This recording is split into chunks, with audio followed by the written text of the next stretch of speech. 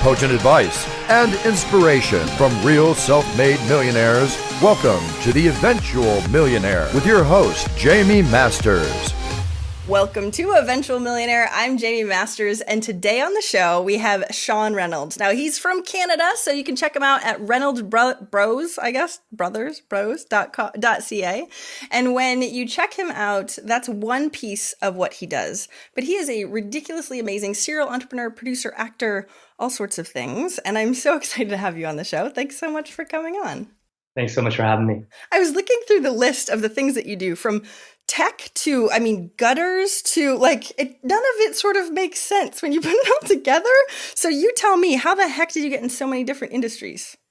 I have a million ideas. I want to do a million things. When I was a kid, I was quite the salesperson. I was selling hockey pools door to door when I was about 10 years old.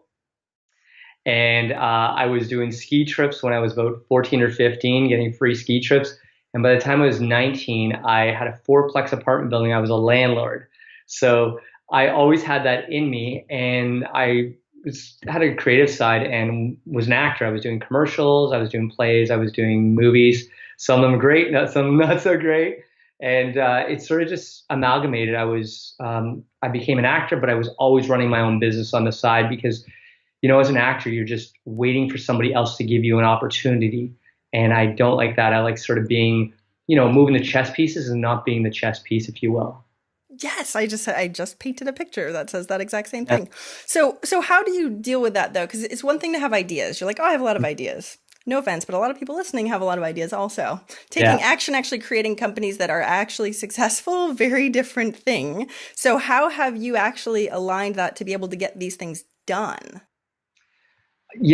I guess you have to have, a chutzpah to it, and you don't want to just, I'm always afraid this amazing idea I have, somebody else is going to come up with it or somebody else is going to jump on it. And I guess there's a fear behind that, which is, a good thing. It makes it so that you fight for that next sale, when I was an actor, I worked my butt off to get that audition and be prepared with that accent. So fear can be a really great motivator. I know people think of it in a negative sense, but I think that it's, it keeps you moving in the right direction.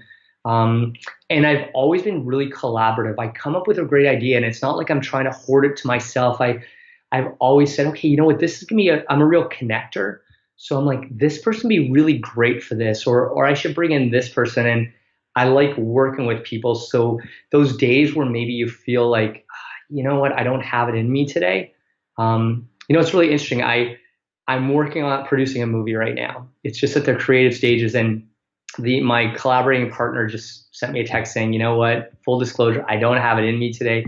We got together, and I'd send a set text back saying, hey, we're going to do this. We got some stuff to do. And it ended up being one of the best meetings we had. We got things in order, and it's, we went in there with nothing, and we're just trying to get the show Bible together right now. And so, again, you could have gone in with fear and said, I'm not going to be able to do anything. This is going to be a waste of a meeting, and it ended up being the best thing we could have done. So how do you not spread yourself too thin with this, just in general? Because especially other partners and issues, right? There's so many things, and then you're wide instead of deep, and you're not successful, quote unquote. I totally agree with you on that. That is a challenge for me because I end up taking on too many projects, and instead of doing 3 things or 2 things really well, you start diluting it. You're not putting the real attention on what you have. And so it's reevaluating what's most important, what you're most passionate about, maybe what you're going to get the most dividends out of, and having to maybe put something on a shelf. Because sometimes timing is the right thing. Like you look at a company like Apple with Steve Jobs, it was a timing issue at different times for them to bring that together. And so with you have to look at the financial environment, what people are looking for, and maybe what's pushing you forward. Sometimes you need that creative piece that maybe isn't going to give you any financial dividends, but it's going to keep you motivated to do these other things. But I totally agree. Working on too many things, why do 5 things terribly when you can do 2 things really well? I love that the serial entrepreneur in all bazillion niches says that. Okay, thank you. But how do Yeah. you make those decisions for your do you go after one piece? Because I actually want to loop in what we were talking about before, which was burnout, because you also have an issue that flares up that causes you to be in the hospital. So how do we mitigate how much work we're pushing ourselves to do? Because this fear is pushing us, and dealing with not burning yourself out and taking the path slow and steady wins the race. Yeah, I've got a great wife who keeps me on the straight and narrow. So we all So need great wives? Darn it. No. yeah, good people around you. I have a board of advisors around me. One is a former Dragon's Den, which is a Shark Tank. You guys do the Shark Tank. Yes. Two are former Shark Tank people are now on the Dragon's Den, Robert Herjavec and Mr. Oh, you didn't O'Leary. even know that. No. Oh, geez. I Yeah. didn't even know. You And I took know off. both those guys from my, just being around, the industry here, really great guys. Um, so I've got great people around me. A board of advisors to sort of help me make those decisions because sometimes when you're in it, it's almost being like in a forest of trees and you really don't know which direction. But it's easier to give advice than it is to take advice and to have people who can see you and go, Shawn, I think maybe you should cut back on this or maybe put a little more focus on this, put this on the shelf and then come back to it. So I'm always open to other people's advice. It doesn't mean I take every piece of advice, but I want to have the information. And if somebody can see something that I'm maybe not seeing from my vantage point, tell me about it. My ego's got to take a back shelf to things. Well, how do you know then if it's true for you or not? So they give you advice. You said you take it or you don't take it. How do you make that decision? Well, so this TV show idea that I want to do, I had just sold my company a year ago. I owned a large sports academy, Nike Sports Camps, acquired that. I had to stick around for a year as part of the acquisition. And that just ended literally like 2 months ago. And my wife is like, this is great. You can focus on the construction company. It's a family construction company. Like really, sink your teeth into it. And then this TV show idea it's just been percolating, just bubbling up. And I can't get away from this idea. I'm like, if I'm driving around and I'm waking up and I'm writing down ideas and I'm doing it despite the fact not wanting to do it because I'm so excited by it. So my wife thought it was not a great idea because she thought I should really take a break and recharge the battery a bit. And so instead of doing this as a full-on producing every single day, we're meeting a couple times a week. So I'm taking it on as a hobby, but it doesn't mean I can't be driving to meetings. It doesn't mean I can't be, going to play tennis or jog or whatever and not be thinking about this thing and moving it. I think of it like, you're on the football field, you're moving the ball down the field, and that's what I'm doing with this. And you alluded to it a couple minutes ago. I have Crohn's disease. So it's an autoimmune disease. If I get stressed out, if I don't sleep, if I put too much on my plate, I end up with a flare, which is it's like swallowing glass when I try to eat. It's really painful. And, you want to be effective as a business owner and entrepreneur, and it makes it a real challenge, And so 2.5 years ago, I had surgery. They had to cut out 2.5 feet of my bowel. Is down to 122 pounds. And I'm not I'm a 150 pound guy. Like you're trying to be effective. I've run my business from a hospital bed, signing checks and nurses have come in saying, hey, off your phone, enough of this kind of thing, Yeah, So that seems bad.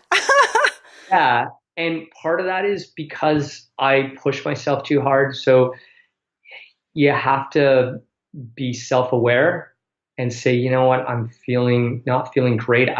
When that surgery happened, that was my second surgery 2.5 years ago. I just had our first child. So 3 weeks after he was born, I went in for surgery.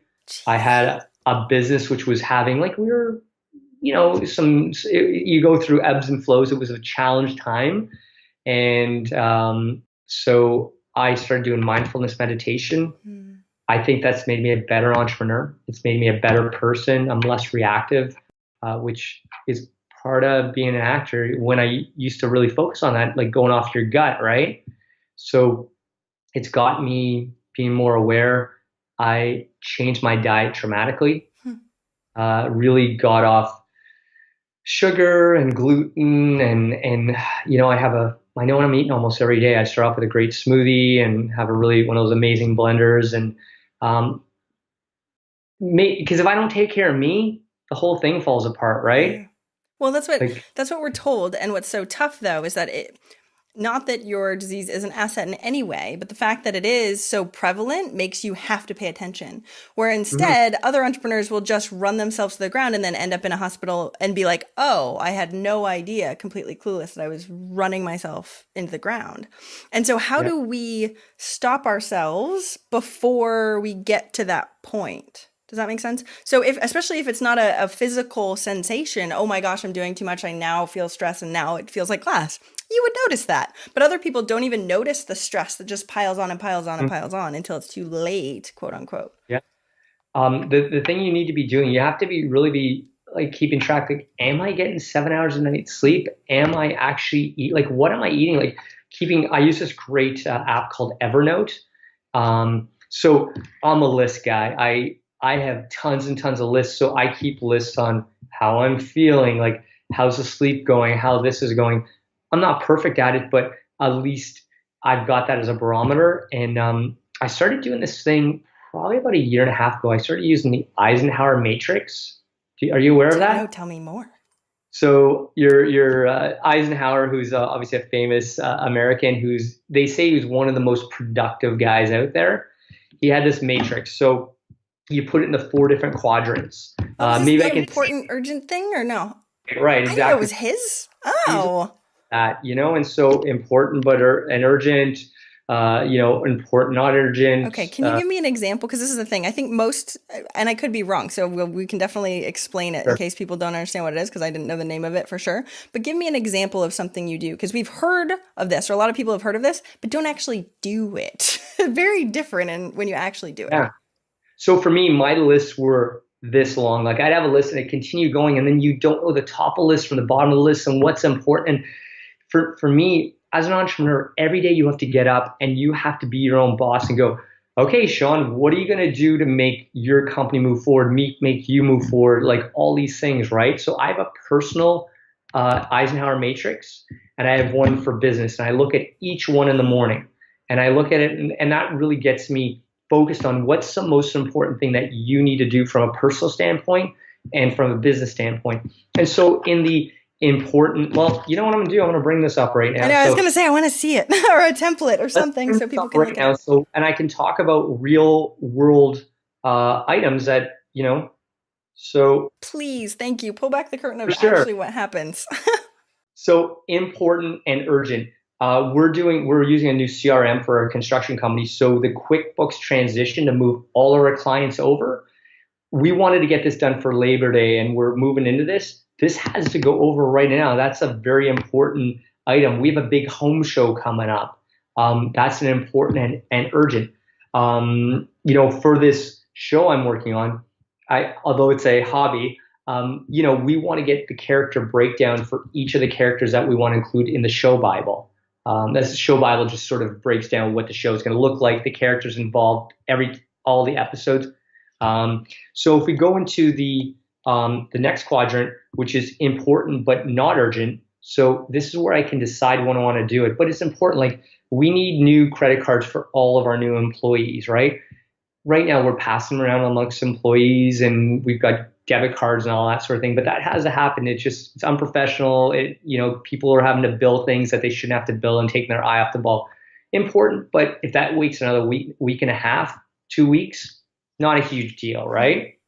And then there's some things that I'm trying to learn as well, some new things to make me better at what I want to do. Those important, but if this takes me 3 weeks, 4 weeks to do that, it's going to get to it, and I'm going to, you see it every day, and you look at it and you go, okay, Shawn, maybe this is time to move this up into the new quadrant, or else it just sits there, it becomes stale, right? How do you look at all this? And how do you pick? So do you start with a brand new one each day, and then you write it in, No, or you just have yours? Oh, it's the and I can same. send it out to you folks, but Yeah. I go under here, and hopefully this can be seen. I go important, urgent, like let's do this, right? And I Uh-huh. scroll down, look at this list. Okay, It's so a that's the pretty thing. long Every day you're list. looking at the craziness. Okay. But the great thing is too, I put little check marks beside each, so it feels great to feel that I have to find a way so that the check mark ones go to the bottom, right? Then I can be like, I want to feel like at the end of the week, I've gotten stuff done. And it's not just a list I have to do. Like, from a mental and a positivity standpoint, like, hey, Shawn, you did some great stuff. I keep talking about myself in the third person. I love it. I do that with my children. It's hilarious. So then you go important, not urgent, decide when I'm going to schedule that. So I move that down, and then we go down to not important, but urgent. That's maybe something you can delegate to an assistant and an employee. And so I look under here, our AdWords account. There's a new keyword thing that I read about that I thought would be really great to make us more effective.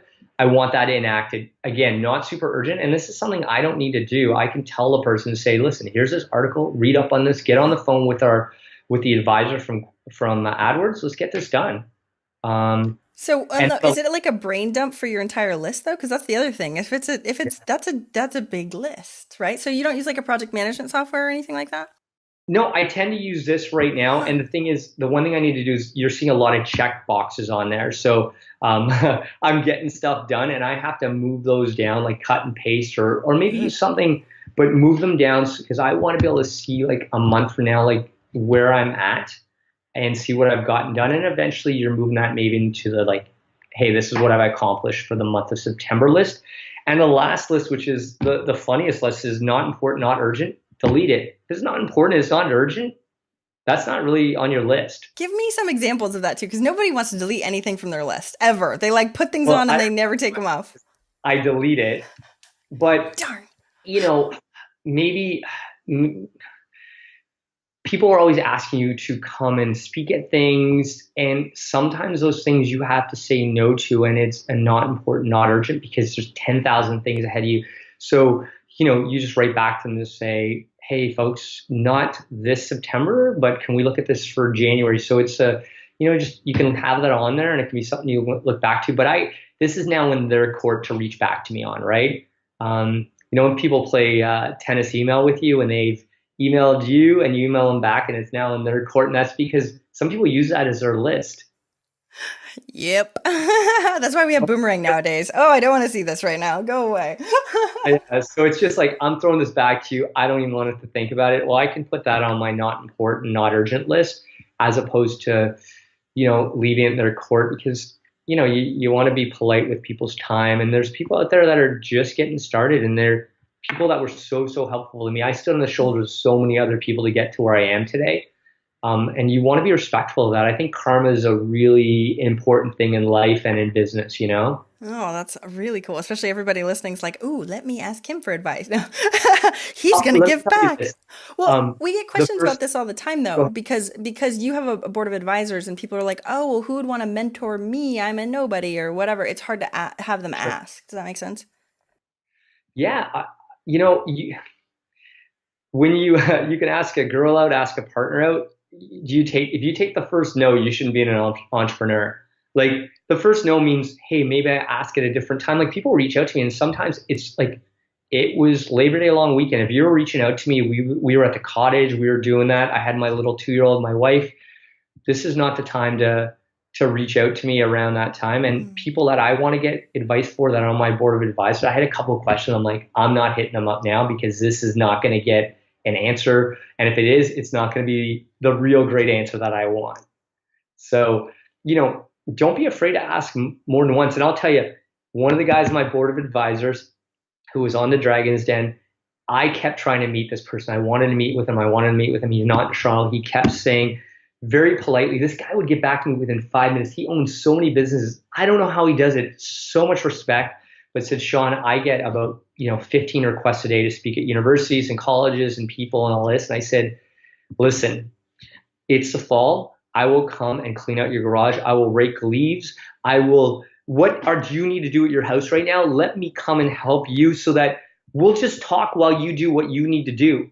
And he said yes at that point. How long ago was that? Like when was that? How long? That was probably about 2.5 years ago. So you were really successful already, and you're like, I'm going to go rake your leaves. That's amazing. But if somebody said to me, Shawn, listen, we got a ton of toys in the basement. I got to get that cleaned out. And, it's nobody else can do it but me, right? There's those things an assistant can't do that. If somebody said, hey, listen, let me come and help you. I'd rather sit and chat with somebody. I'm a people person. I want to talk to people. Like, who doesn't want to have somebody else come and move some boxes or help them raking leaves is kind of boring. That's genius, though. See, this is the funny thing is that having that little different spin on it makes all the difference in the world. Instead of like giving the value first, technically, right? Yeah. Oh, let me help you. Actually got amazing human beings even after you've already been successful. That's so. I'll tell you another great story, another example, Jamie. So I was in Jamaica, and a friend of mine has this amazing villa. JFK had his honeymoon there. Paul McCartney spends his time there, and Ralph Lauren is there all the time. And I grew up, it was the saddest thing. I thought it was pretty cool, and I was like, it'd be really great to meet this guy. And he is, out of all the people that are there, wants his own time. He doesn't want to really be bothered. He's there to relax, right? And I noticed his wife always sort of in the ocean and I thought, instead of going to the horse's mouth, you maybe go on a different direction. You hit on the what? No, I'm kidding. I'm kidding. In the ocean, I started chatting. Her son was a movie producer. Next thing you know, she said, "Oh, come back to our villa, and we'd love for you to meet our son." And it wasn't disingenuous. We had a great conversation, which made her want to chat with me, and we ended up having a great conversation. And her son and I ended up exchanging numbers, and it was pretty surreal to sit and have a sangria with Ralph Lauren, so there's more than one way to skin a cat, Thank you so much for saying that too, because that's the other thing. I think people assume, well, it's going to be that push away. It's the whatever it is. They're human beings, and if you strike up a conversation, whether when it led to anything and or not, because I'm sure you do this all the time, and sometimes it doesn't lead to things, and that's okay too. And I know I might just be busy today. I had a rough day. I had a fight with my partner, whatever. And, reach back to them in 3 more weeks and say something interesting in that email. Hey, I read this great article that might interest you. Like, come to the table with something as opposed to just being somebody who's just asking for something. Like, what are you bringing to the table? Read up on this person. Find out what their issue. Like the person from the Dragon's Den loves tennis. I was a tennis pro. I started tennis academies. I started sports academies. One of my things was, let me bring you out for a lesson. I get free tickets to the tennis open here. Come to the table with something, So it's easy for you to say you have 1,000 different things. I'm a movie producer. I do tennis. Oh, wait, right? Like, it's kind of insane to see the difference of all the stuff that you do. You have connection points with everybody, apparently, in some way or another, right? We were just talking, you're like, oh, your hair and makeup, blah, blah. Then we started talking down that path. It's crazy the way you do that. Is that innate for you? Are you just automatically good with people in general, or is this a learned skill? I love chatting with people. Like before we started this, I could have talked to you for another hour because I don't know. I find people really interesting. I'm sure this is why you're here doing this. I love getting to know, like, how did you get from point A to point B? Like, I'll talk with the checkout lady at the grocery store and I'm just like, what's going on in your day? What's the most interesting customer that ever came into your checkout line? What's the funniest combination? And I don't know. I think everybody has something to bring to the table. And if you're a curious person, I mean, what do people want to talk about? They want to talk about themselves. I love the fact that I'm here chatting with you today. Like the fact that you want to hear about me and what I've done. Everybody, the most successful person, Obama, Trump, I don't care, Ralph Lauren, they want to chat about themselves in some capacity or something that they want to talk about. People want to be heard. That's such a good point. And that's the thing. They're just humans. That's one of the reasons why I have the show, because beforehand, again, small town girl, I'm from Maine, right? So cold just like Canada. And I used to put everybody on a pedestal and be like, well, I mean, God, they're human beings, and human beings usually, unless they're super, super crazy introverted, like interaction in general. Oh, yeah. Okay. And you're using that to your advantage. Is that, your apples. Remember, these guys are having some of the same problems you are having. They might have more people, but I've been inside some of these businesses. I know people inside these businesses. They have big problems, the same as yourself and your audience on a larger scale. And think of it like a cruise ship. They're trying to move this cruise ship and it's moving so incrementally, right? We're a speedboat and we can make these turns much more quickly. So don't think that they have they might have a larger bank account but they've got big problems, and we have a lot of things at our disposal and things we can do that make us at times in a better position to be successful.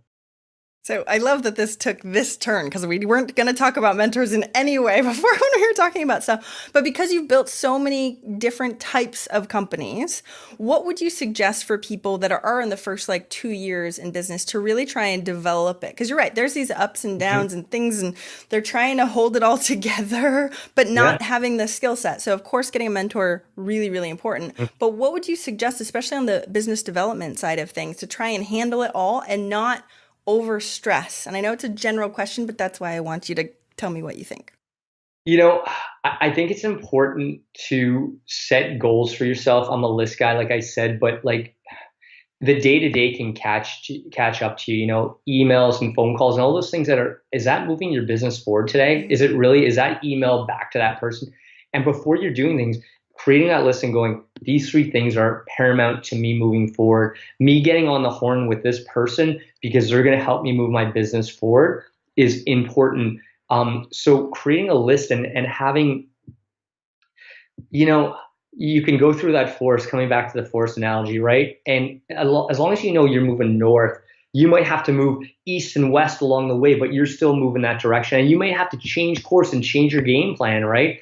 But if you go, okay, by the end of this, my sports academy company, it started off with me and 6 kids on a tennis court 10, 12 years ago. Okay. And by the end, we had pushing 2,000 kids, 50 instructors, 5 locations, 30 after 4 programs. And then Nike Sports Campus comes in, and we turned that into 70 locations across Canada. And now they're a huge company, obviously. But, the thing is, I start off going, hey, I want to turn this from 6 kids. I want to make this 25 kids. I want to make this a camp. So you can have that big thing as I want to be the next Apple, the next Google. That's great.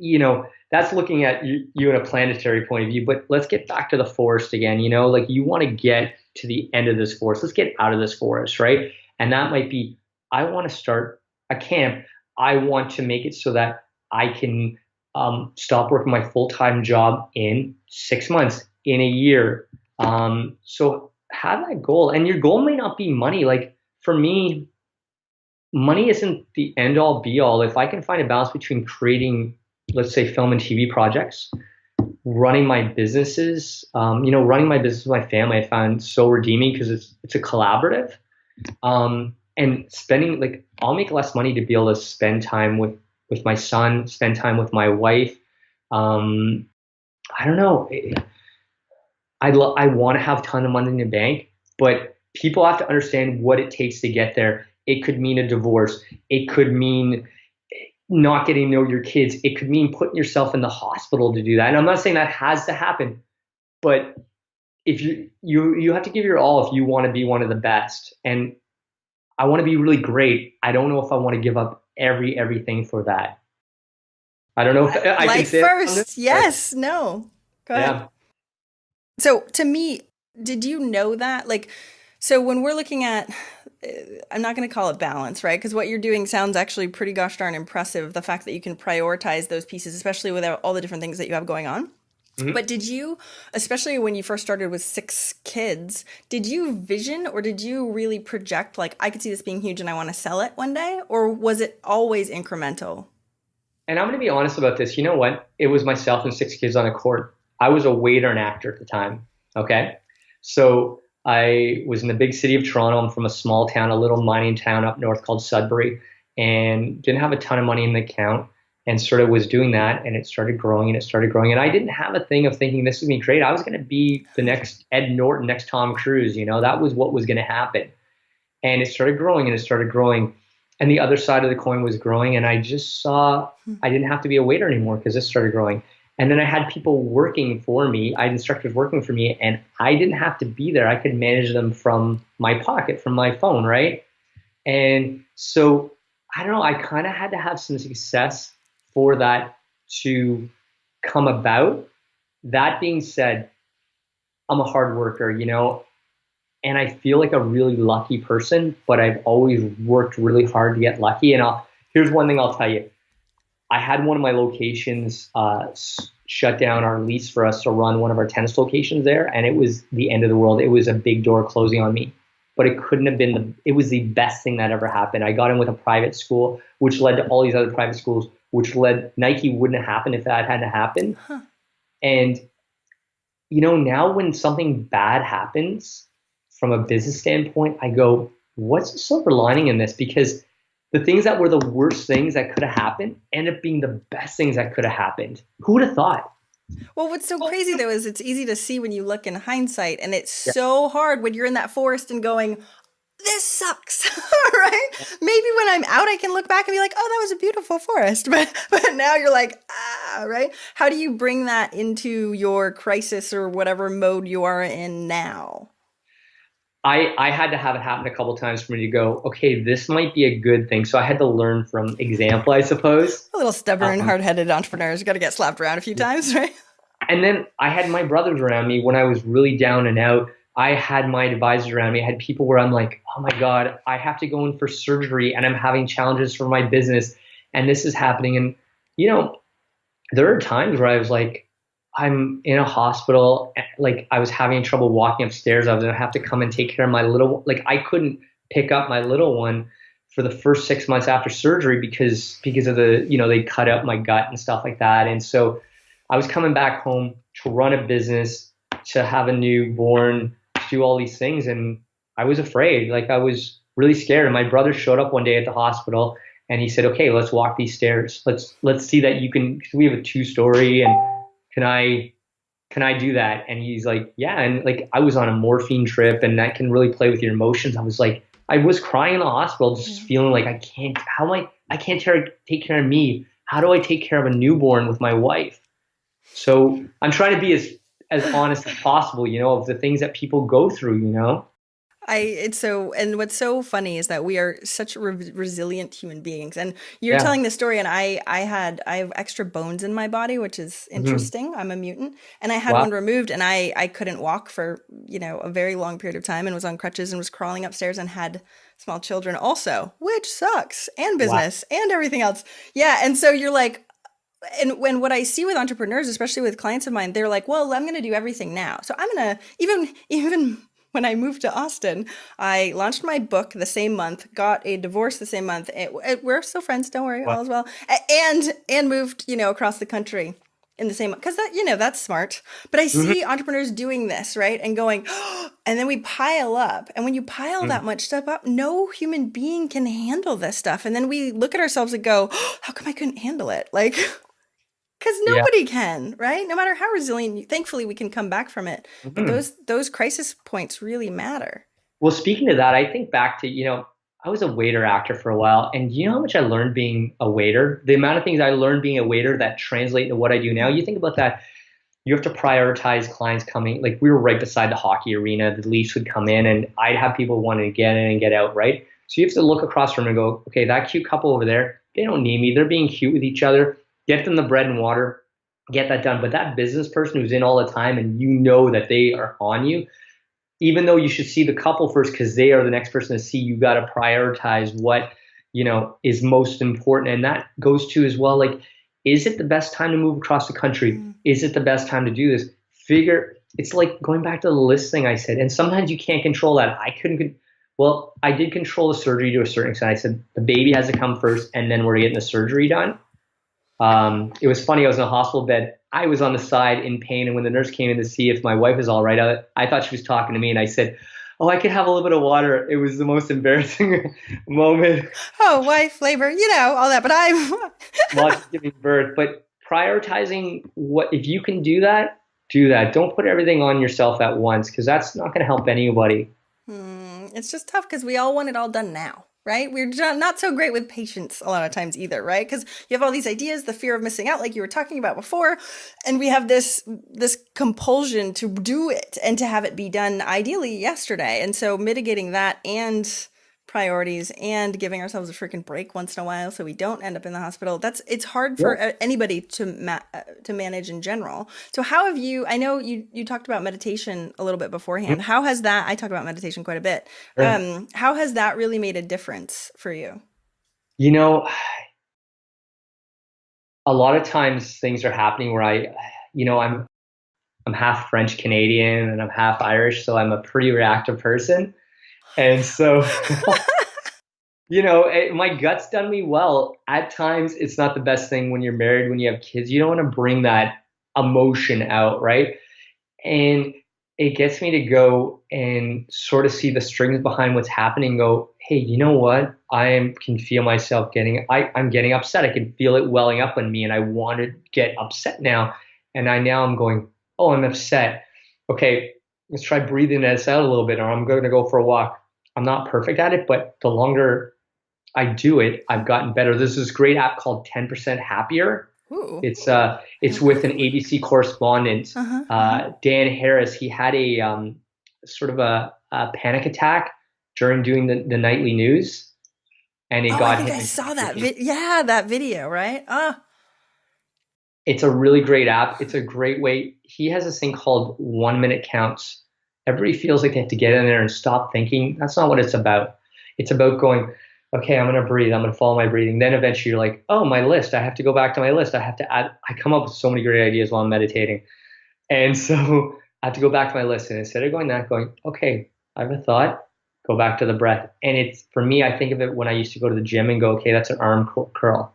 I curled it's 1 rep. I'm going to come back to the breath. Another thought came on board. And instead of me getting upset, which I used to do, he's like, okay, you're going to come back to the breath, another rep. And eventually you start getting better at this. Like your brain gets better at it. And it's, people say, my mom says to me, she goes, I just can't do meditation. I'm like, I couldn't surf the first time until they took a lesson. I took a lesson. I learned how to surf. I used to be a tennis pro. Let me tell you, if I get you out there for 5 minutes, I'll give you 3 tips. I can guarantee you're going to be hitting the ball back. And I can guarantee it.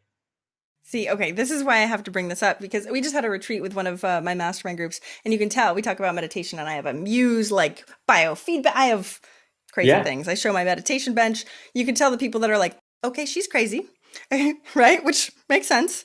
But it's the evolutionary process of that. So I love hearing from other people to go, oh, I never really was I wasn't a meditation person either. But it's scientifically proven, right? Mm-hmm. And we're learning so much more about that. And I really think just the stress side of things for business owners, they need to mitigate that, because if they can't, that's when the stress response just keeps going up and up and up. And that's what causes so many more issues. And so it's hard to try and get somebody who is so resistant to be open to just testing. But like you said, it's like a muscle. Please, people, please listen to him and practice. Yeah. And one thing to add to that, Jamie, is like, with my business, when I used to be a sole entrepreneur with the sports academies, it used to be like, okay, am I going to make payroll this month? Am I going to make payroll? And then I get in this loop in my head. I'm like, okay, I'm going to make payroll. I'm going to get payroll. And then with the meditation, you're like, okay, I've got this loop in my head going on. Is this helping me whatsoever? Is me saying this 10,000 times? Write down on a piece of paper. Let's do a meditation. Let's get that out there. And then it's going to keep popping back, but it's going to be less frequent. Me thinking about the fact that, is payroll going to happen? Either say to yourself, I'm going to call my bank person, get that line of credit extended, or I'm going to not pay myself this month, or whatever the heck that was when I was starting my business out. You telling yourself and freaking yourself out and amping yourself out more and stressing yourself out, because being an entrepreneur, man, it's like being on that high wire by yourself. Who else? My wife doesn't know my day to day. Like, she's great to bounce things off of. She's so intelligent, brings so much to the table, and I'm a better entrepreneur for that. But she doesn't know the minutia of what I go through, right? My employees, they get paid every month no matter what. They do not know the minutia of what's going on. Only you do, right, as a sole entrepreneur. But with that, it can get you out of your head a little bit, And my board of advisors can help walk me through those problems, right? And it makes all the difference in the world on how you feel, and it depends on what you think. And most of the stuff is habitual that we don't even realize, and it's just, but you have way more control than we give ourselves credit. We just assume that it's like a mishmash in there, right? And don't get me wrong, it is. And you have those things that play on loops, like, those things where you keep, even for myself, like, if you write down a piece of paper, the things I've had that are successes, yes, they're great successes. Does it not mean every morning I get up going, hey, I'm the underdog and I want to be the best, and can I be the best? And, can I do this? Can I bring this to however many multi-million dollars I want to do? Like, there's that little thing in my head that still talks to me on certain days or every day for a week in a row. And it's that loop thing. And you just have to go, no, that guy, I'm not listening to him. I'm gonna maybe, I do affirmations as well. Mm-hmm. With this new job, I have to drive a little bit more. And I picked 5 things. Some have to do with my health. Some have to do with my business, things like that. And I don't know, you keep telling yourself stuff. Like I've always told myself I'm a lucky person. I don't care. I had that surgery and I said to myself, you know what? I have all these people who came to visit me.